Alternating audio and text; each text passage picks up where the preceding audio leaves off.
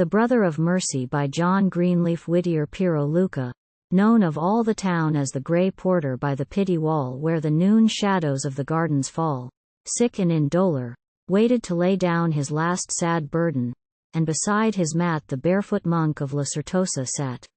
Unseen, in square and blossoming garden drifted soft sunset lights through green Val d'Arno sifted. Unheard, below the living shuttles shifted backward and forth, and wove, in love or strife, in mirth or pain, the mottled web of life. But when at last came upward from the street tinkle of bell and tread of measured feet, the sick man started, strove to rise in vain, sinking back heavily with a moan of pain. And the monk said, "'T is but the Brotherhood of Mercy going on some errand good. Their black masks by the palace wall I see." Piero answered faintly, "Woe is me! This day for the first time in 40 years in vain the bell hath sounded in my ears, calling me with my brethren of the mask, beggar and prince alike, to some new task of love or pity, haply from the street to bear a wretch plague-stricken, or, with feet hushed to the quickened ear and feverish brain, to tread the crowded lazaretto's floors, down the long twilight of the corridors, midst tossing arms and faces full of pain.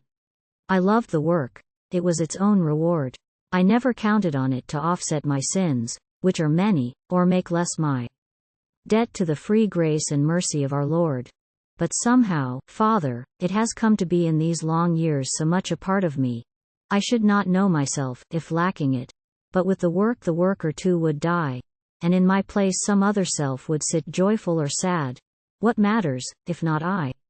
And now all's over. Woe is me, my son, the monk said soothingly, thy work is done, and no more as a servant, but the guest of God thou enterest thy eternal rest.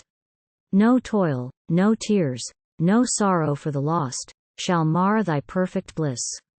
Thou shalt sit down clad in white robes, and wear a golden crown forever and forever.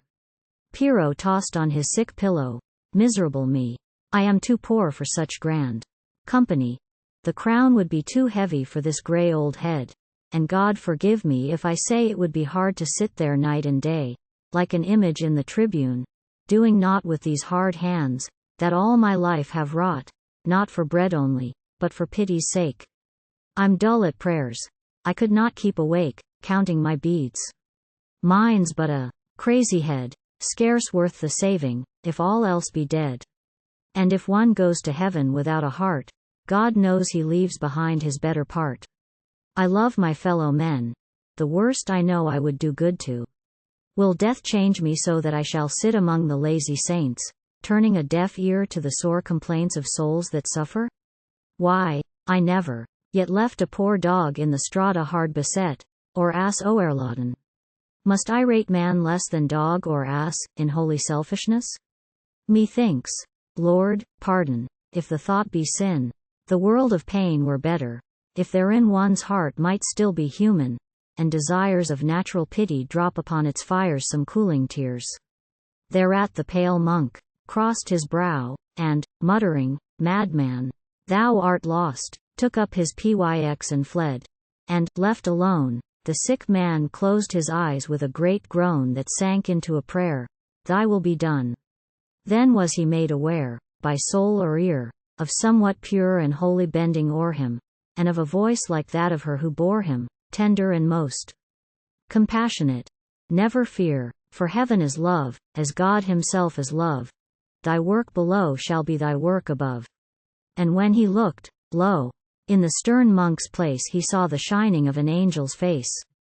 The traveler broke the pause.